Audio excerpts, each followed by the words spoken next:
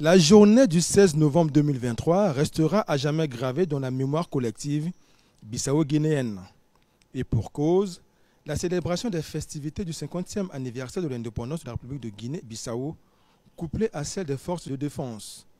Aussi, la présence de cette chef d'État vient-elle donner une autre dimension à cet événement, car les Bissau-Guinéens, explique un observateur, n'ont jamais assisté à un tel événement. Le président de la République, Denis Sassou Nguesso, qui reste très attaché aux valeurs de paix, de vivre ensemble et de panafricanisme, est venu répondre à l'invitation des autorités bissau-guinéennes.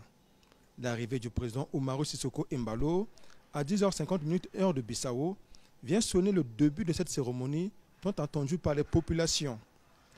En tenue militaire pour la circonstance, Umaru Sissoco Embalo endosse son costume de commandant en chef des forces de défense et de sécurité de ce pays de plus de 2 millions d'habitants qui en 50 ans a connu plusieurs soubresauts. Ce président nous rassure, s'exclament les Bissau-Guinéens, massés le long de l'avenue Amilcar Cabral. Parmi les premières séquences de cette cérémonie, la décoration honorifique de certaines personnalités étrangères, dont le Premier ministre portugais Antonio Costa par le président Embalo. S'en est suivi l'allocution de circonstance du chef de l'État bissau-guinéen. Dans son propos, Umaru Sissoco Embalo a rappelé la période de lutte qui ont précédé l'indépendance de son pays, avec l'implication remarquable d'Amilcar Cabral qui est reconnu comme l'une des figures emblématiques de lutte des indépendances de la Guinée et du Cap-Vert.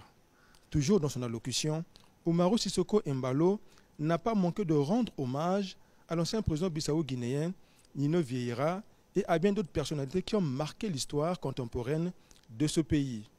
Pour terminer, le président de la Guinée-Bissau a sollicité un accompagnement multiforme de la part de la communauté internationale pour le bien du peuple bissau-guinéen.